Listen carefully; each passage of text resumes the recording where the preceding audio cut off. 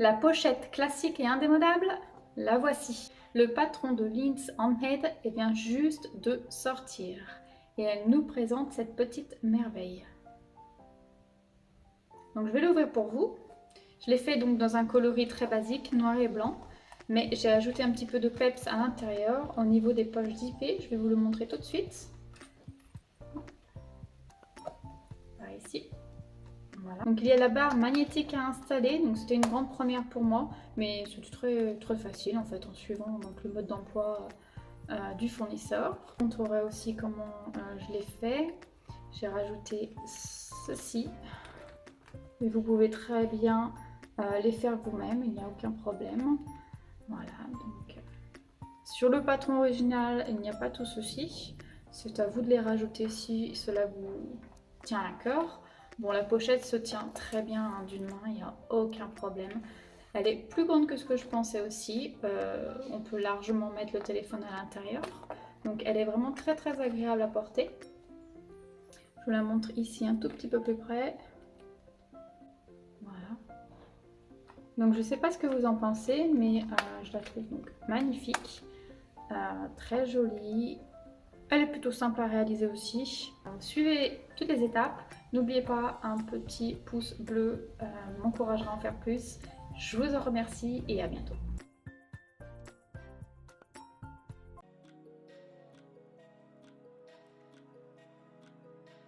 Étape 1, extérieur. Donc je vous laisse placer votre plaque personnalisée sur l'extérieur. Et pour toutes les personnes qui ont utilisé du tissu, je vous laisse poser une fine couche de colle ou bien une bande adhésive et on retourne le tissu sur lui-même. Le tissu ne doit pas recouvrir l'entoilage. Il doit toucher le bord de l'entoilage seulement. Et on fait ceci sur le deuxième côté. Étape 2, doublure fente pour carte. Donc pour cette étape, je vous laisse tracer les lignes qui apparaissent sur le patron. Donc je commence toujours par la ligne centrale et ensuite je reporte toutes les lignes sur ma pièce de tissu. Attention, ceci est à faire sur l'endroit de la pièce. Retrouvez donc vos pièces fente bas et les fentes normales. Puis sur l'envers, tracez une ligne sur les fentes bas, en haut et en bas, à 1,27 cm.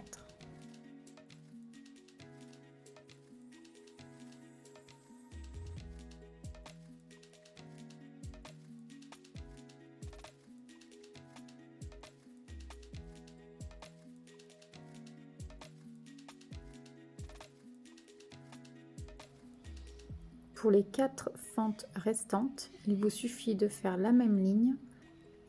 Simplement, vous le faites juste sur la partie haute de la fente.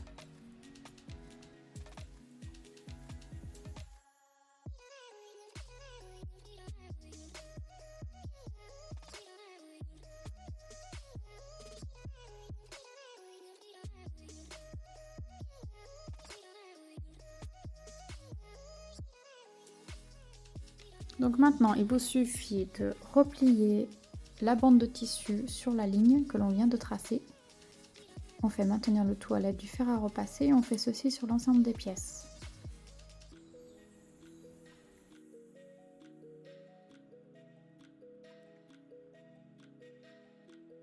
Et il vous suffit maintenant de tout surpiquer à 3 mm.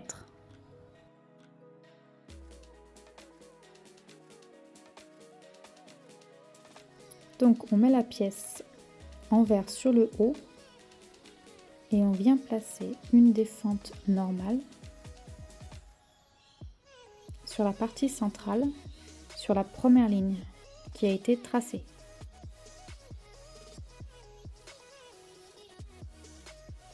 Puis on vient surpiquer à 6 mm au-dessus de cette ligne.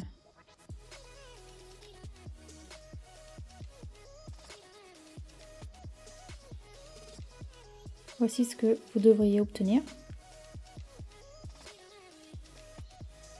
Donc on refait la même chose sur la deuxième pièce. Je viens la placer sur la deuxième ligne.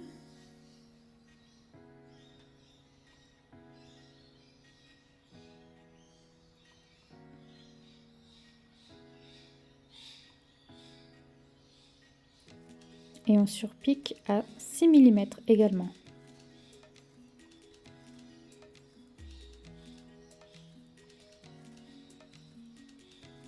Puis on vient prendre une pièce bas que l'on vient déposer sur la 3e ligne.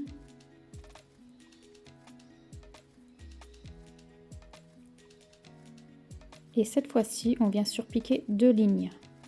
Une à 3 mm et une autre à 6 mm.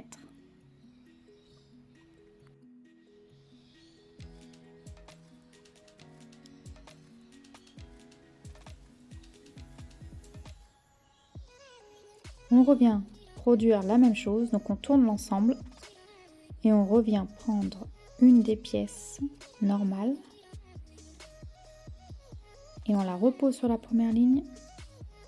On coud à 6 mm, puis on pose la seconde pièce, on recoud à 6 mm et enfin la pièce du bas que l'on vient poser sur la 3e ligne et on fait 2 lignes, une à 3 mm et une à 6 mm.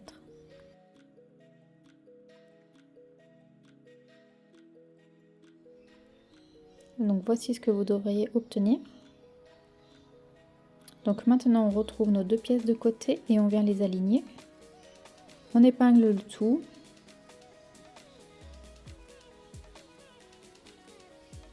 Et on vient surpiquer à 6 mm.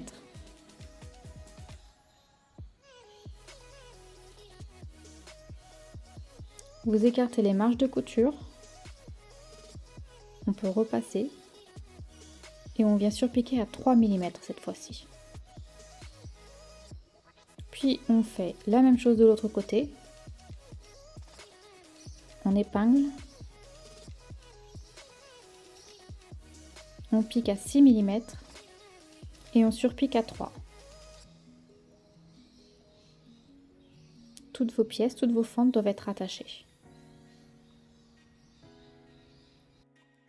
S'il y a un petit peu d'excédent de tissu, comme ici, vous pouvez tout à fait découper. Le tout est que la pièce finale soit de 25,40 cm. Donc je vous montre comment j'ai procédé. J'ai tout d'abord aligné les premières fentes.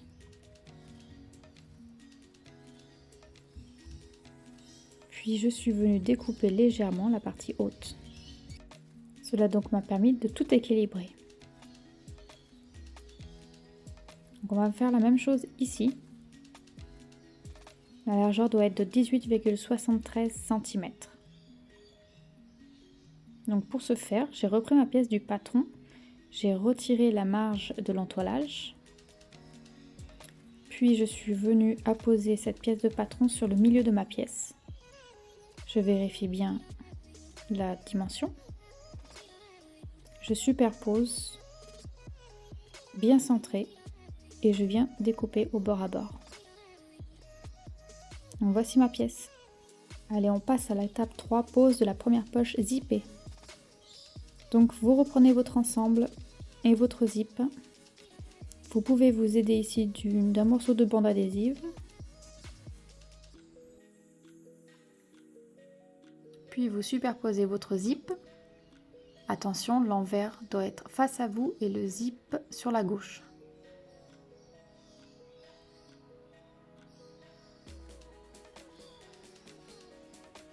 Puis vous prenez votre poche. Attention, vérifiez bien qu'elle soit dans le bon sens. Les côtés doivent s'aligner parfaitement. Et enfin, vous surpiquez à 6 mm. Voici le résultat après une surpiqûre à 3 mm.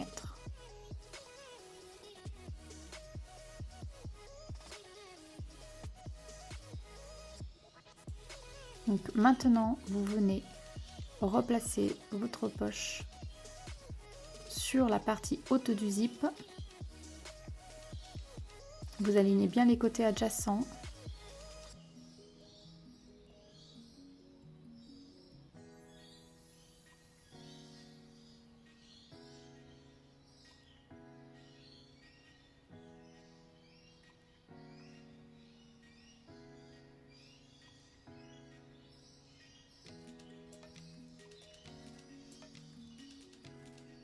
Puis vous retournez sur l'endroit Et vous venez poser cette pièce, l'envers face à vous, sur le zip.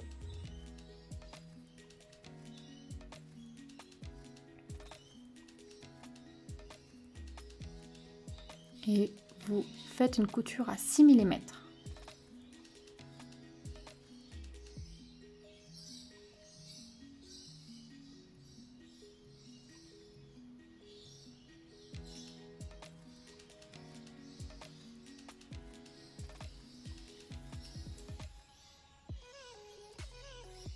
Il ne vous reste plus qu'à surpiquer à 3 mm ici. Puis nous allons procéder à la fermeture de la poche en faisant une piqûre, soit à partir du bas du zip jusqu'à la fin de la poche, ou bien soit vous passez sur le zip. De cette façon, le zip ne peut pas s'échapper. Attention, vous devez vraiment suivre au plus près du bord la surpiqûre. Étape 4, pose de la deuxième poche zippée. Donc vous placez le zip l'envers face à vous et le curseur sur la gauche. Puis vous posez votre poche. Donc toujours vous faites très attention que la poche soit bien dans le bon sens. Les dimensions doivent vraiment s'accorder parfaitement. Vous épinglez le tout et vous surpiquez à 6 mm.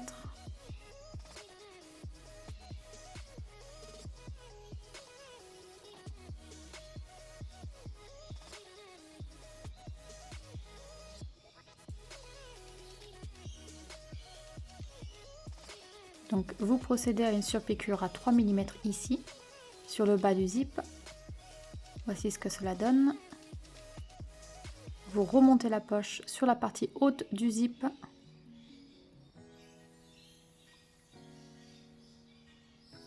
Vous épinglez bien le tout pour bien maintenir.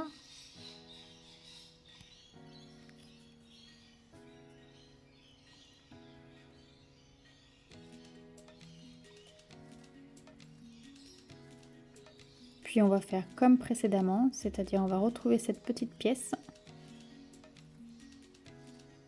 et on va venir la poser sur l'endroit,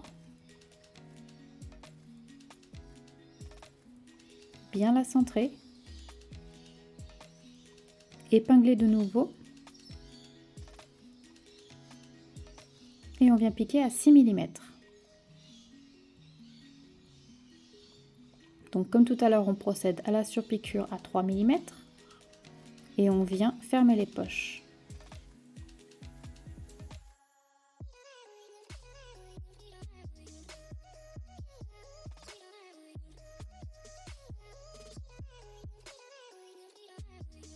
Étape 5, égalisation de la pièce intérieure. Donc vous pouvez maintenant découper le surplus de zip et on vient équilibrer les parties bas et haut. La hauteur doit être de 30,50 cm. Attention à bien avoir la même dimension entre le zip et le haut ou le bas de la pièce. Étape 6, entoilage de la barre de fermeture. Donc là, ça va être plutôt simple. Vous retrouvez donc vos deux pièces, puis vous venez les apposer sur le haut et le bas. Donc vous suivez bien entendu les indications du fabricant.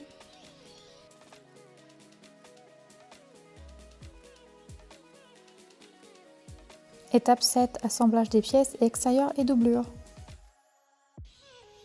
Donc, maintenant que vous avez votre pièce entièrement faite, vous venez apposer du double adhésif sur les côtés les plus longs.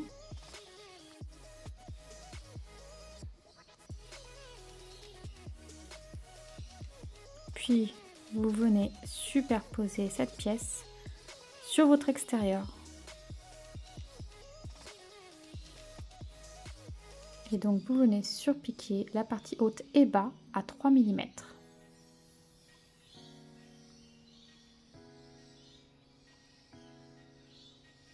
Donc voici ce que vous devriez obtenir. J'ai bien surpiqué, c'est la partie haut et bas.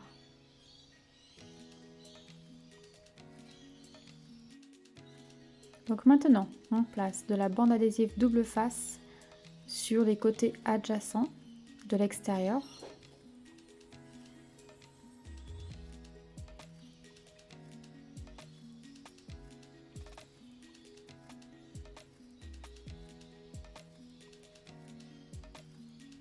Je viens bien les poser au bord de la partie extérieure, simplement parce qu'après, quand on va mettre les soufflets, nous allons replier cette partie sur elle-même. Donc vous n'êtes pas obligé de retirer la partie papier de l'adhésif dès maintenant, vous pouvez le faire plus tard.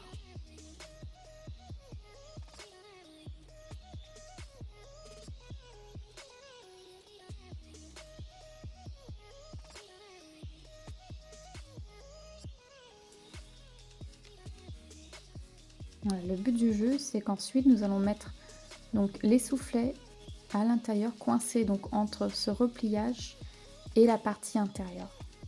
Je l'ai juste commencé à le faire parce qu'il s'agit ici de vinyle. Et j'ai trouvé que ma bande adhésive ne collait pas très bien, donc j'ai préféré préparer cette étape. Mais vous pouvez le faire bien après, il n'y a aucun problème. Donc cela donne un petit aperçu de la finalité du sac.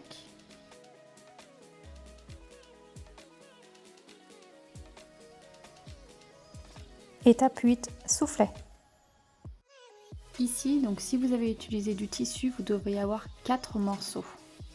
Si vous avez utilisé du vinyle ou du simili ou du cuir, vous devriez avoir que 2 morceaux simplement.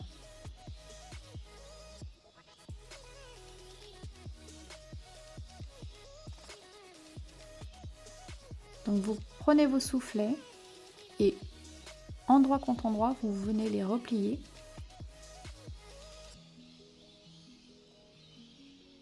Puis vous surpiquez juste ici à 6 mm. Vous faites ceci pour l'ensemble de vos pièces. Voici ce que cela donne. Nous allons ici découper à 3 mm pour réduire la marge de couture.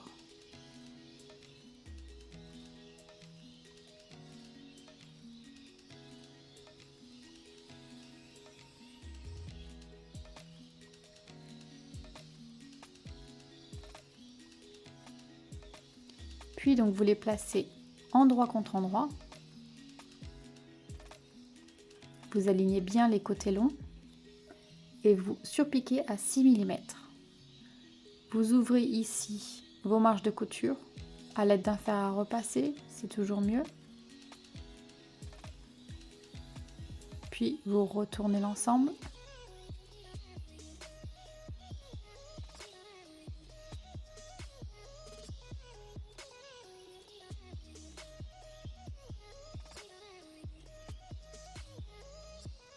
Et enfin, vous venez épingler sur les côtés de façon à tout maintenir, car nous allons procéder à une surpiqûre. Donc pour la surpiqûre, vous faites 6 mm sur la partie supérieure et 3 mm seulement sur les côtés adjacents.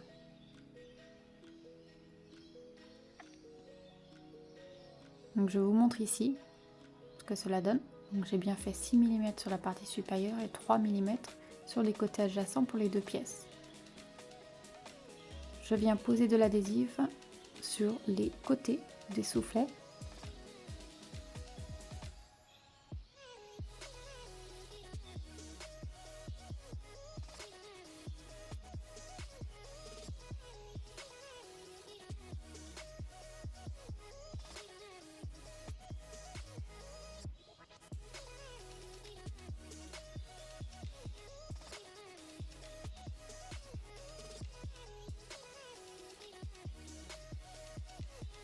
Puis je vous montre ici ce que j'ai fait sur le premier côté.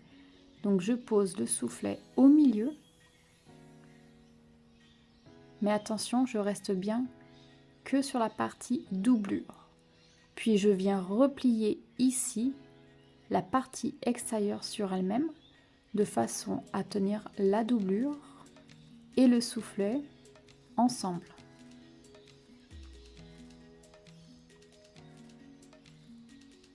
N'hésitez pas à épingler pour vous aider. Placez bien le soufflet vraiment sur le bord de la doublure.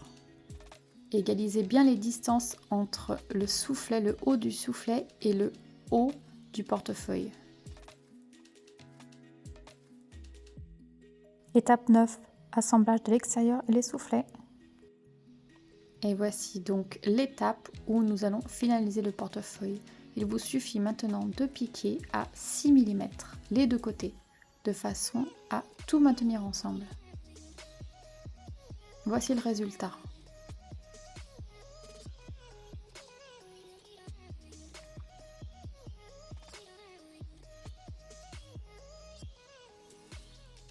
Maintenant, il n'y a plus qu'à mettre la barre de fermeture. Alors la barre de fermeture, ça a été une première pour moi. Je n'en avais jamais mise. Donc je vous montre très rapidement comment le faire. En sachant qu'ici, je ne vous montre pas comment j'ai obtenu le trou. J'ai oublié de filmer cette partie. Pour pouvoir faire passer donc le verrou dans la barre de fermeture.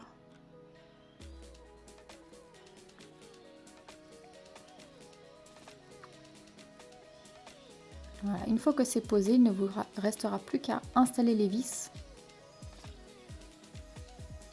Et voici donc mon portefeuille terminé. Vous avez réussi le vôtre. Bravo! N'hésitez pas à envoyer vos photos sur ma page Facebook et à liker ce tuto s'il vous a plu. Cela fait toujours plaisir. Merci beaucoup. À bientôt.